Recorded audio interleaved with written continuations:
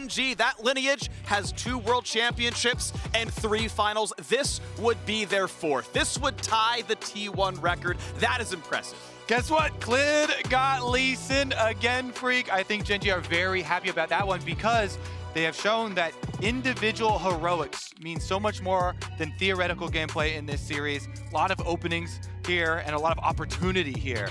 See if they can take it this time. Taking away the Lulu there, and with the Lucian, you expect the Nami. Yeah, kind of interesting that we see same bans as game 1 and similar picks. I mean, they did take the Lulu in game 1. They just took the Misfortune here, but so far we actually have the same first half of draft as we did in game 1, which EDG won. I mean, Lucian Nami was huge, right? They got the early Jarvan gank off, that tilted it into their favor, and then from there it was pushing and pushing, and they basically just 2-on-2 killed Ruler over and over again. And hey, if that happens, then that's huge. But the question I'm going to have is, okay, how much better is your warding going to be? How much better is your watchfulness going to be? And I'm also curious what the top lane matchup looks like because EDG had won both sides of the side lanes. Mid lane has been a wash. In the laning phase itself, mid lane has been a wash. It's been what you do on the outside of that phase that's really tilted this game. And you would expect that the change that'll come with this draft will be the top lane blind pick because even bans so far are the same. Here will be the first change with the Orianna taken away this time instead of the Jace. But now, I'm kind of curious, right? Because Rascal hasn't shown that he plays the Jace himself. Are you willing to give something like that over to the side of EDG and just counterpick into it? Very curious with what Gen.G want to go for. Yeah, I doubt EDG will ban Jace. So many teams have just foregone going ban against this team and not been punished for it. That makes it cool if it actually does happen. You know, if he's like, haha, I've been training all this time, and now is where I really shine and pull it out. But yeah, don't think it's going to be accounted for yet. See if they can pull out that surprise though with the blind here. Zoe, kind of I expected you're basically going down the BDD specific tier list with Azir and Syndra both banned out. He has been a game changer with so many bubbles, finding opportunity for this team to get them here. And, you know, EDG have left this open pretty much. Actually, not pretty much. They've left it open every game. So they know that this is a BDD special. They must have an answer into it. And we were talking about the Jace, even EDG themselves not wanting to go that route. Instead, they are going to be the ones to pick up the Gwen, which Flandre hasn't picked up at Worlds just yet, but was one of his most played in LPL Summer. That's bold, too, throwing it down like, hey, you're not going to pick the Jax into it. Let's see what you got. Renekton. He's got Renekton. Equal odds, it's Renekton right here for the top lane pick. I mean, you can fight back. You can fight back at the top lane, no problem. You can brawl, certainly. And if they want to leave him alone and say, yeah, just brawl, we'll play around mid and bot, that fit, you know, that pick fits the play style perfectly. Still waiting to see what he does actually grab here. And also, wow! I can't believe it! They're gonna lock in Renekton! Wow! I can tell you're so surprised. And again, it's this theme of comfort on Gen.G, and it has got them this far. You stick to your champions. Yeah, and Chronic, they were saying it on the desk, right? The fact that it keeps working means that Gen.G don't have to learn. They don't have to adapt. They can keep going back to comfort. And to be fair, I do feel like any generic kind of frontline champion does just fit in their composition. EDG right now do have champions that want to jump into our short range, like the Jarvan, like the Lucian, which Renekton is fairly good against. Not as a fun of a time up against something like the Victor, but I'm curious to see how Scout will do on this pick. He actually didn't play it this split in the LPL, but I mean, a standard mage for someone who has been around as long as Scout, you know that he can play the champion. Yeah, going to be trying to farm up early on, not fall victim to some of the opportunities there with the Zoe combining with Lee Sin. If you get a bubble, that can definitely be dangerous. But Victor, of course, going to be looking for his upgrades as we progress and farming around early. All right, final looks from the coaches. Game 3. What of these teams is going to be on match point? I don't know if it's going to be BDD and co. Clid, who has missed, I believe, 1 smite all of Worlds. It was to Illusion. That wasn't his best work, but has otherwise been stone cold. Does he lead his team to 2 straight wins here? Or is it going to be EDG trading back and getting to that second win? Viper was a huge difference maker last time around. He and Mako won the 2-on-2 with just a little bit of help, and it snowballed. And this game, I mean, this entire series has been first jungle gank in bot lane has made that lane free. Exactly. I think EDG here should not divert game plan towards the top side. They've shown that, you know, investing a lot up towards Flandre isn't going to return a lot. Meanwhile, bottom side, Viper and Mako, put them into the position of power. You know, have the Jarvan path down towards the bottom side again. Even if Gen.G are expecting it, then you can push them out and you can force the response.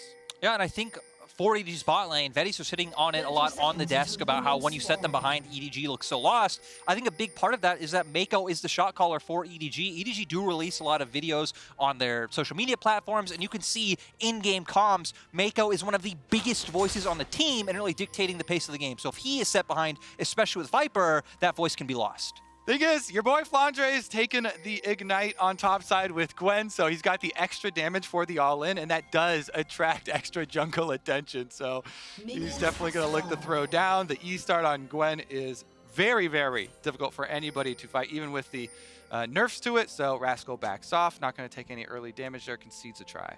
I feel like for EDG, though, it's fine if they want to put some early attention into Flandre. It feels like that's what they've done, at least somewhat consistently. But then I feel like after you get Flandre ahead, it's about pivoting down towards the bottom side. Yeah, and they didn't do a whole lot with all the lead Flandre got in the last game. So that is the key. You know, can they actually gain the value of it? Because, again, with Ignite, you know, that is putting so much more pressure on the lane. EDG on the bottom side, though.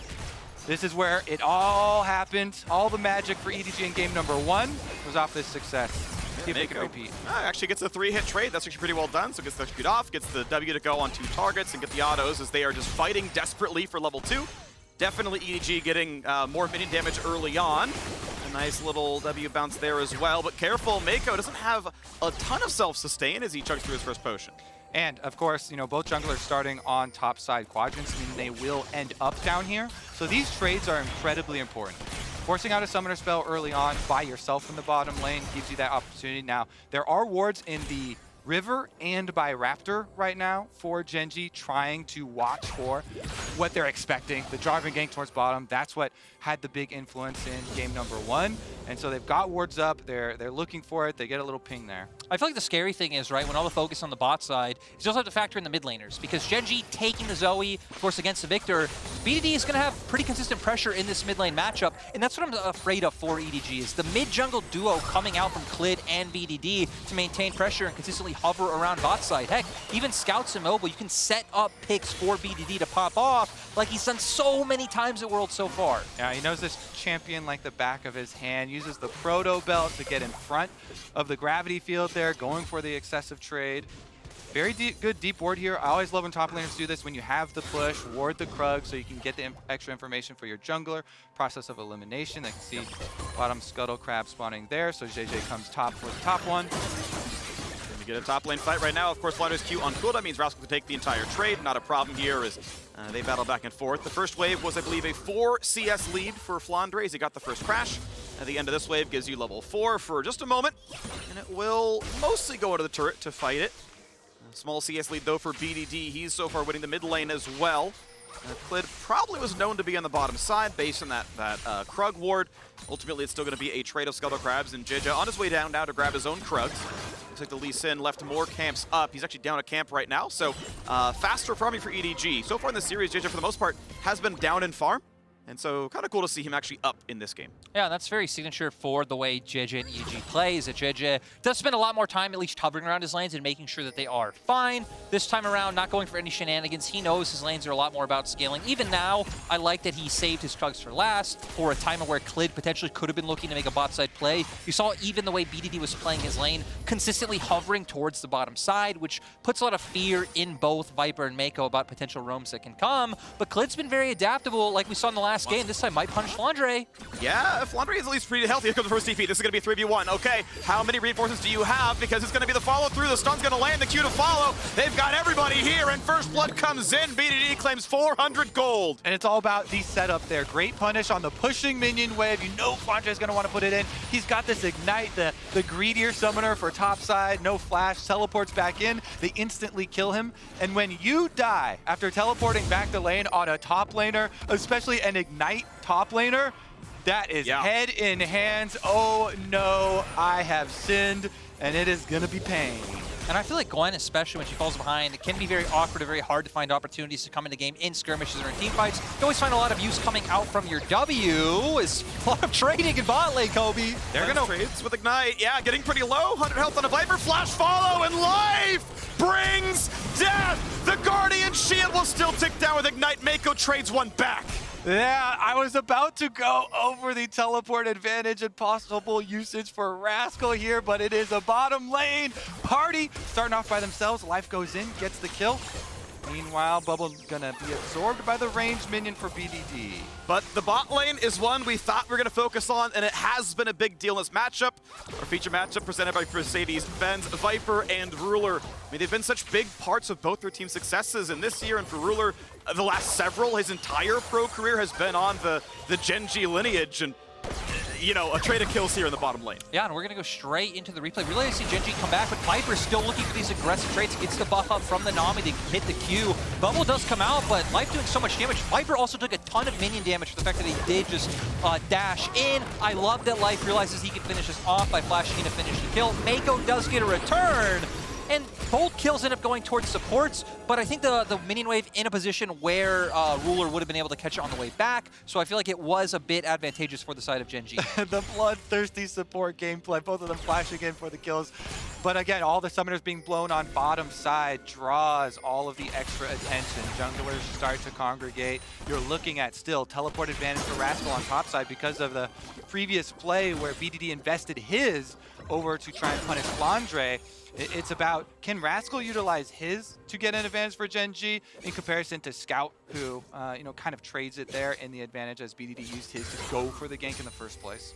It's going to be really interesting to see how EDG want to navigate this one, right? Because it really does feel like bot side should be their focus. Scout not going to have really any impact in this game for quite a while. Victor is pretty strong in isolated 1v1 laning phases, but doesn't offer too much burst in terms of any early game skirmishing.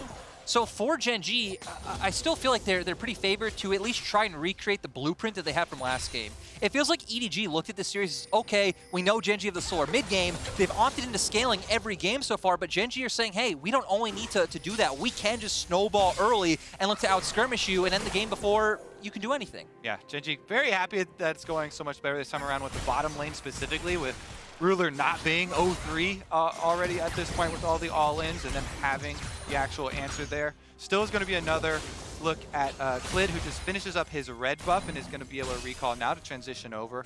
Dragon is ready, and bottom lane pushing for EDG might be their opportunity. Yeah, quick nap, but no Quotas to follow through, so all right, not a big problem. CS going to be in BDD's favor to the tune of about 8. As we have the recalls coming through, Scout with the teleport available, easy lost chapter. Might be back in soon. We'll see if there's going to be any top pressure, but Flandre just slowly taking his deficit under Rascal. TV back to the top side. It's 8 minutes into. That means it's Herald time, and EDG are here. That takes a long time to burn down, though, so there's plenty of time for Gen.G to walk over, and they're going to be looking for the 5-on-5. Jumps in. Will he be an easy target? Looks like no, as it was a blast plant, so you can always ward hop back away. Now it's a full 5-on-5 available. Gonna test Clid. Renekton has already shoved the wave into the turret, so a bit of farm actually being lost by Flandre here. 3k health on the Herald. Gonna pop it down to 2,000. Smite fight gonna be in pretty soon. Ginger gonna miss his first engage. Clid finds the kick, and they're gonna find that first kill. Gets the Smite, no problem. 5v4, Gen.G came to play. Gen.G came to conquer. And that was just so weird coming out from EDG, in my opinion. Gen.G jumping in after Flandre gets bubbled, so really no follow-up from the side of EDG allows for an easy pick for Gen.G to turn the rest of the fight. That was disgustingly one-sided right there. As soon as flag and drag forward and BDD lands this bubble, what are you doing coming at me in a straight line?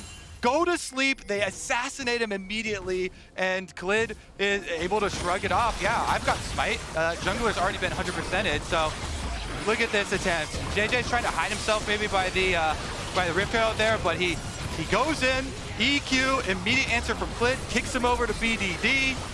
They get off the kill, he lands the Smite, and Rascal's in position for the flank too. Yep, and in our axe replay, Clid lands everything he needs to do. Gets it, you know, gets the kill, the enemy jungler. All right, now it's low enough to grab the Smite, and it's everything Gen.G so far in the last 2 games. You get polymorphed, you get kicked, that is just rough. Even Rascal on the opposite side of the fight. I mean, Pop's dominance and EDG have to worry about this collapse coming from both sides, so no one can follow up the flag and drag from JJ. And overall, just really nice posturing coming out from Gen.G. They were in unison with that play. And once again, 2,000 gold lead at the 10-minute mark for Gen.G. So hard to initiate. As soon as one of your teammates gets slept like that, knowing you're not going to be able to, you know, have any sort of bite behind it. Gen.G, though, this feels... I mean, and they know the read, but the problem is the wave is going to go towards EDG. It is going to be farm bled out. Viper says, yeah, I was sitting in this brush. Mate goes, yeah, I'm sitting in this brush. and Jitter's gonna wait around, you know? It's like, all right, if you show up, but nope. They don't want to bleed away the farm. They're going to go ahead and just like slow push to the turret. And Gen.G make the right choice to sacrifice 3 melee minions, but not be ganked. Yeah, I'm so curious how much EDG are putting into this play, feeling like they're falling behind and need to find something somewhere. Jijit now here for about 1 minute, finally starting to channel his recall. Really good respect coming out from the side of Gen.G, while Klid is just champing through his jungle, farming his camps. Jijit now going to be a bit behind in terms of tempo. Yeah, takes the recall, goes back to the top side. Okay, camps to clear out right there, but wait for the mythic timing. We have yet to see a dragon claimed. The Rift Herald belongs to Ruler, which honestly guarantees you're getting the money on a misfortune. Seems pretty reasonable here. Looks like he may send it towards mid as the recall comes across, and that is the most injured turret right now, down a plate and a half basically. They spent enough effort. That's the entire turret if they want it. Yeah, he's been walking with a Gale Force, so this is going to look really good. First Dragon going to go to Gen.G as well. Yeah, and they should be able to chain objectives. They've gained so much. When they have this Zoe pick for BDD, they'll love to go just set up at it early and then throw bubbles. As soon as one lands, you know, the enemy team's trying to dodge this whole time, but all you need is just one of them to hit and give you an opening, and they get rewarded again. This one picked up as well. Top side hovering from JJ isn't going to get a lot quite yet. And they're not going to find anything following either. Ooh, Gen.G. Oh, he lands the bubble. Possible play, lands the Q. Do they go for any more? I think if that Q had landed, but now Flandre wants in. Ult and Ignite gets the ulti back. A flash out of Rascal. And you got to auto in between those ult charges, so he has to turn around to the minion wave, and Rascal, last ult charge, will not quite kill, but it forces the ulti out in case there was a dive. Look at this rotation, though, too, on the mini-map. Klid coming up. Okay, gets kicked into the wall. A good dodge away with Flandre. Careful, the Rascal will show up. The slow's going to be decent. Flandre able to lifesteal back up. Tidal Wave onto a couple. BDD going to go for the play. Has an extra flash and gets right back out. Life knocked into the air, but not taking enough damage to be killed. Mid lane turret down to a single plate. Minions tank the damage. BDD walks out. A kill in the mid lane means Gen.G grow the lead. And Gen.G just rotating around the map so well. They get Dragon posture towards mid, which gives them pressure. You see, Klid can go answer up in top side, which allows their bot lane to follow up on mid. So really nice sequence of events coming out from Gen.G. And we saw in the mid fight that EDG really didn't have the damage to match. Scout's damage output nowhere near what BDD does. And even BDD and Ruler both have a mythic advantage on their counterparts on EDG. Yeah, again, it is Gen.G looking to leverage more opportunities for themselves, actually prying the hands open. They move bottom lane up to mid, as you say, so make this Rift Herald play mid. The only payment Viper got was 1 extra wave and I believe 1 turret plate during that mining, and so much more for Gen.G. So again, they had early chunks on Scout. They're trying to chip away at some of his potion use using the Rift Herald, and JJ's the one to start it out with the Cataclysm into the Chaos Storm, but flashes there for Gen.G. BDD's able to find that punishment, and they couldn't finish off Life either as he was pinned towards the end of the wall here. Now I feel like this is going to be so hard for the side of EDG that Gen.G does have this mid lane turret down. BDD was already playing with Fog of War so well, but you can keep up your wards in enemy jungle. You can start pivoting down more towards what I would assume would be bot side and going for those plays that we were hitting on earlier of both Klid and BDD syncing up to put pressure on Viper and Mako. And they got the dream first objective of mid turret being down. Zoe just has a field day now. Lyric, not only has he gotten 3 of the kills, so Zoe's going to pack a much bigger punch here, but also so many walls now he can slip over to. You see the kind of bloom of vision around that mid lane. Towers down, now the wards are there.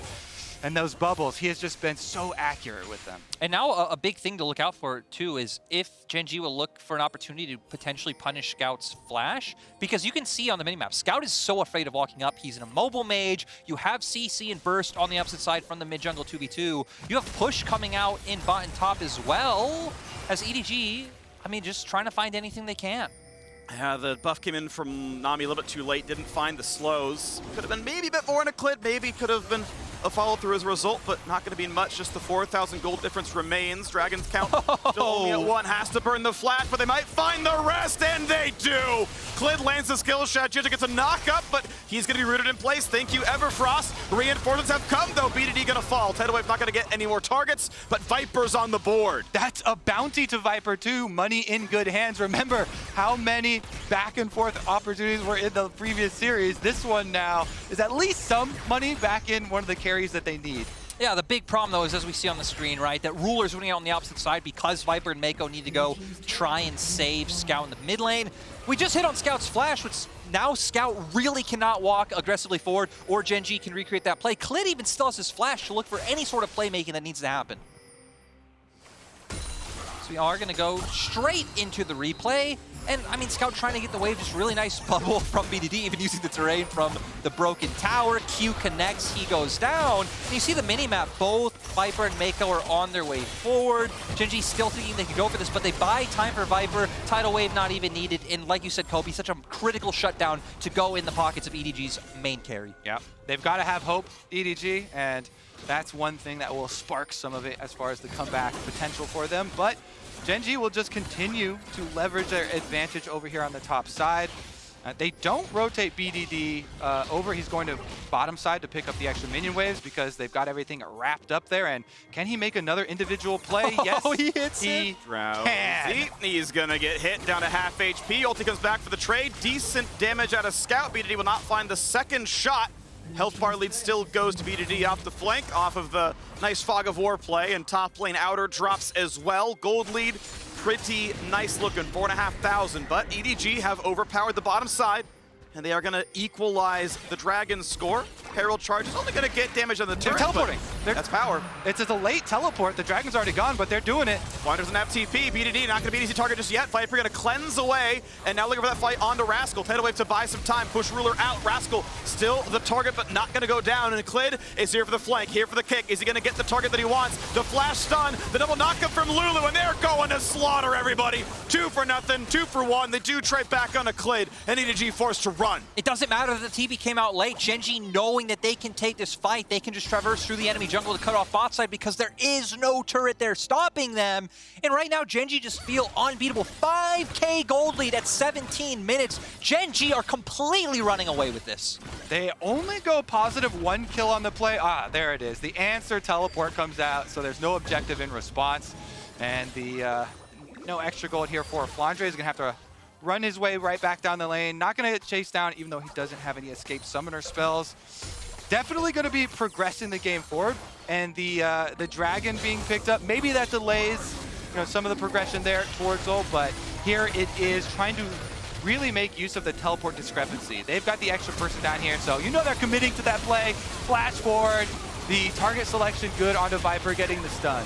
Yeah, and EDG do find one back, being able to take down Clid because of how much he does commit to that play. So that's pretty decent for the side of EDG if we're looking at ways for them to come back in. Flandre also finally finishing up his Riftmaker. I've just been sitting on the Leeching Leer for quite a while, but I still don't feel like EDG are in any position to even think about fighting. And the only real way you have of looking for picks is if someone on Gen.G oversteps. Like if Rascal pushes too far forward down in the bottom lane, because Gen.G are playing so well as a 4-man core. You're gonna find another turret.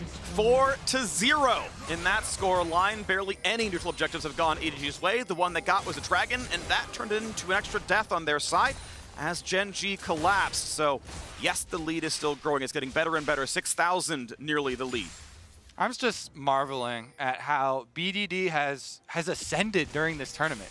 Is absolutely dominated. Just take your pick. Yeah, continue to throw bans at him. He has absorbed bans every single game he has played at Worlds, and yet he still has such a huge impact on all of the games for Gen.G.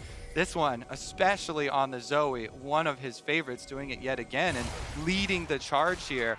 Now, we've seen this so many times before. You're down map control. You don't have turrets to rely on. You're losing out in vision to Gen.G, and the fear of the bubble is just so big. It looms over your head. Everybody has to just be perfect in dodging. And it even goes to show that BDD has kind of said, I don't care about the meta, right? They've banned away what were the perceived best champions come out of play-ins and group stage consistently in the LeBlanc and the Twisted Fate. They don't pick up the Rise really ever, but still being able to find a massive impact. And I feel like for Gen.G across the board, they have really good players. That's why this team consistently finishes 2nd to 3rd in the LCK. We're always looking at for someone to step up with a star-studded performance. In this tournament, it has been BDD. Here we go. Turret falling rapidly. Nice damage out of the Victor. Honestly puts Ruler to half, Clid the same. So they're going to get the wave clear and live another day. It's all about letting Flandre catch back up, letting him get some more farm, get some levels under his belt. Gwen is a scaling top lane pick, and the fact that Gen.G's done so much in the early game is obviously going to look good.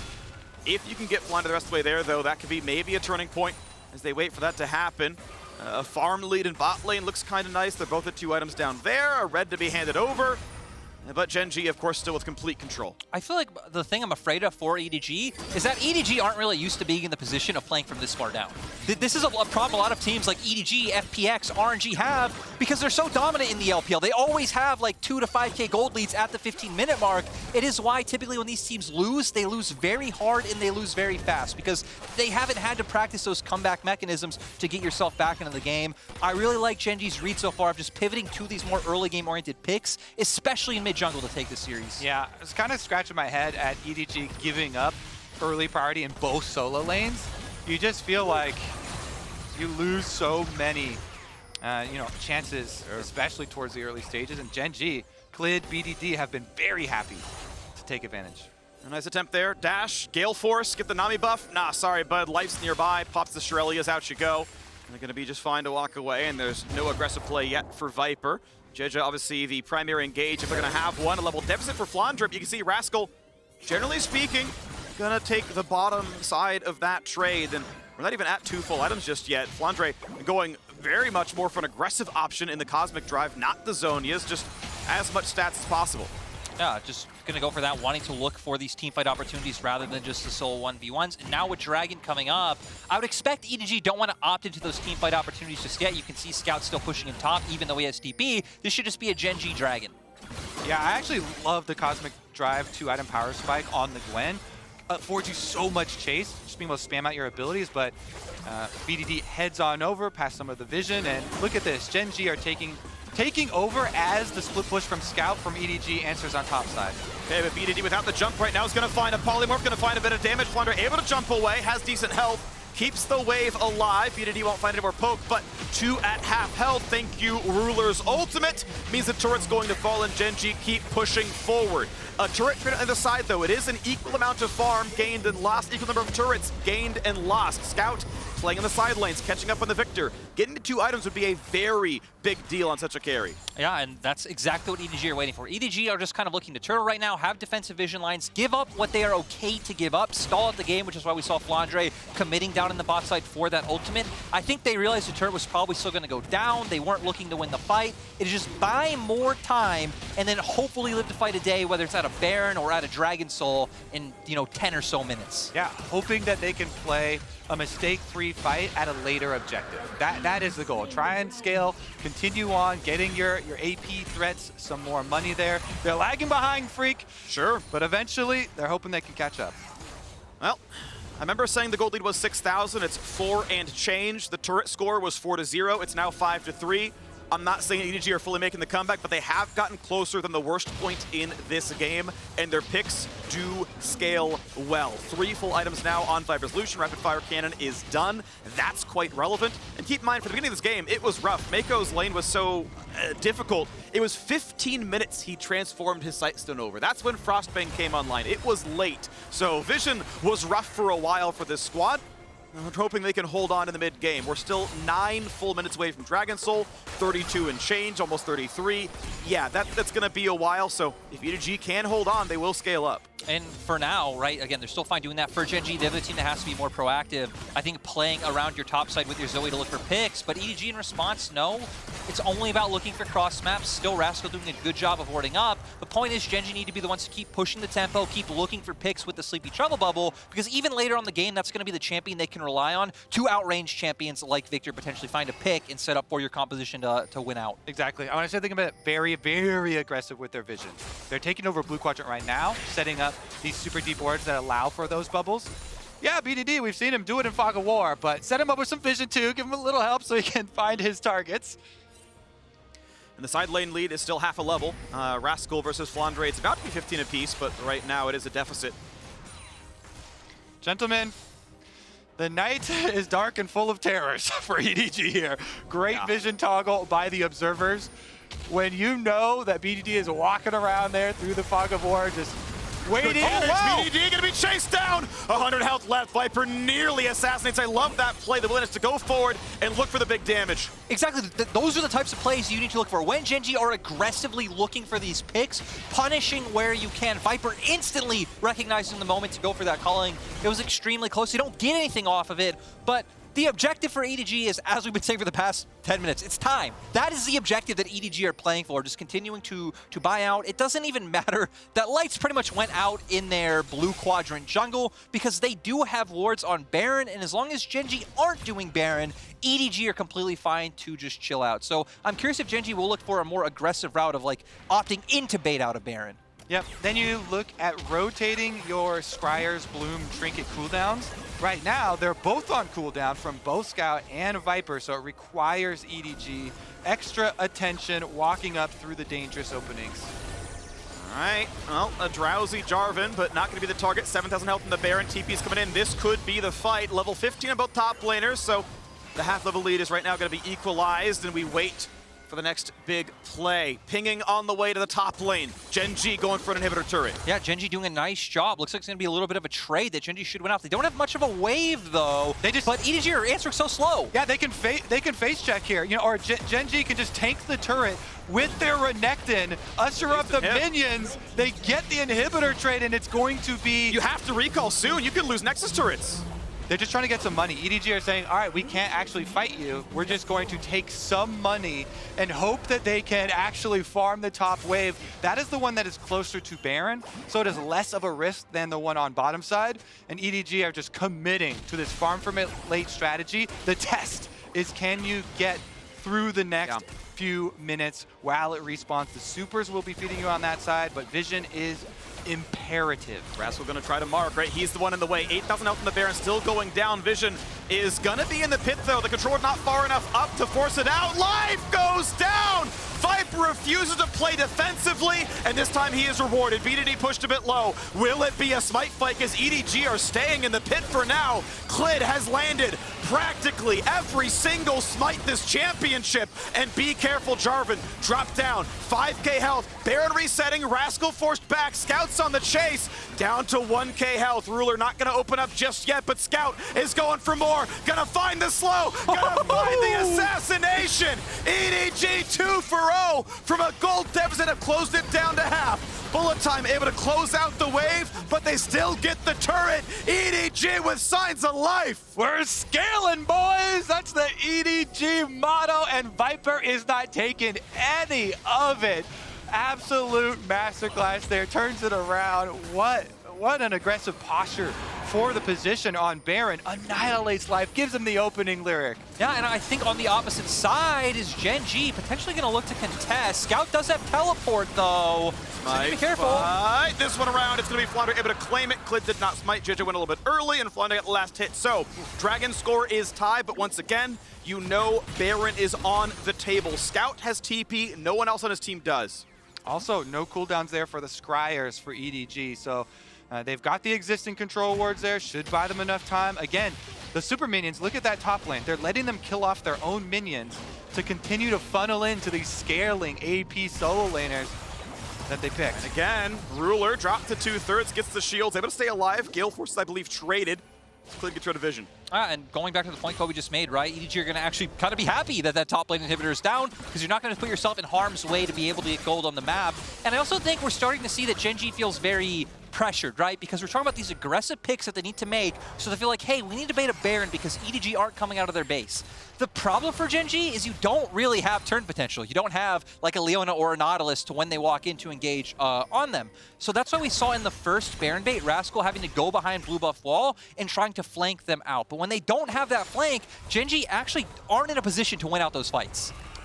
So nice to see, too, Viper not flinching, not backing down in some of these very dangerous situations. We mentioned how hard it has been for everybody to dodge out on bubbles, for everybody to be so afraid when you don't have vision, and Gen.G have Zoe. But Viper has not backed down. Even with the couple of mistakes in the first game and getting caught, he's still playing so aggressively with this Lucian, wants to punish at every opportunity, using that ultimate to chase down and really leverage EDG some more breathing room. So far, really good job coming out from Viper. He's been like the large playmaker to where it feels like Scout has just been more of the backbone damage being willing to come through. For the side of Gen.G, it does feel like it still has mostly just been the BDD and Clid show, even in this series, setting them up for success. Sure. Ruler, I think, definitely having a solid game so far, but still not seeing that playmaking potential or the pick potential needed to come out. For Gen.G, it seems like now they're a bit scared, they're a bit shy. Clid! Huge damage, has a ward that'll hop away, but you can see Viper always wants in. He's on Infinity Edge 4th, he's leaving the boots at tier 1, he's just going for the damage and the crit chance, and he's pushing people around. He certainly is. He's pushing them all over Summoner's Rift. Fear the name as soon as he dashes in with that confidence. Such big health leads. And again, EDG leave the top wave alone. It kills off theirs, pushes right in. Someone goes to collect. And they haven't lost a lick of Nexus turret health. It's just been the gold income. Yes, it's going to be harder to push out of the map. Yeah, it's going to be harder to push forward when you are back in your base so often, but it is money going only one way. They're playing the econ game so well. I feel like for Gen.G, you really don't have a lot of great options right now. They're just continuously looking to commit as 5. But when you do this, you are only relying on a bubble hitting unless Clid finds some kind of flash, ward hop, kick, you know, Viper into the enemy team. But everyone on the side of EDG has summoners up. For Gen.G, I feel like the play might just be answering on the bottom side of the map with Rascal and even committing maybe BDD down there to try to find a pick on a Flandre. Oh, they're trying. He's going to be sleeping. No, he's going to flash away and stay alive. Cleanses away from the bubble, but Viper's out of summoners. Mako forced to flash at half health now as well. This is going to be a tough fight for EDG now. Yeah, Gen.G have to pressure now. They waited so long. EDG have played the econ game for so long, and now critical flashes on both bottom laners from EDG and the health leads mean that Gen.G will take this moment, this opportunity to try and force on the Baron. Teleport is ready.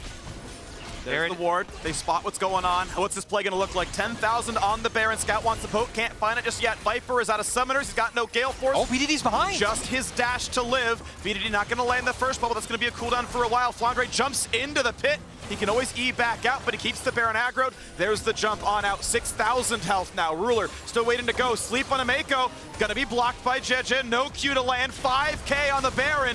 Is this the play? A jump in. Huge damage. They could try to burn Baron right now. They could have everything they want. Mako dropped low. Scout wants the burst. Clint pushed around. Is this the play? It's been claimed. That one goes to Gen.G. The kick does all right. It's a 1-for-1 so far. Flandre gonna be attacked. Flandre cannot kill Rascal. BDD at 1 health, but Scout is in. Scout is here for supremacy, and it's 2 more kills picked up. The recalls come through for Gen.G. It's a gold lead, but the map belongs to EDG. Still 2 for 3, and Gen.G are the team that get Baron. I feel like they feel fine for that trade. They finally got something going, but the fact that Scout, the scaling member for EDG, is able to get more gold in his pocket, the longer this game goes, the harder it's gonna be.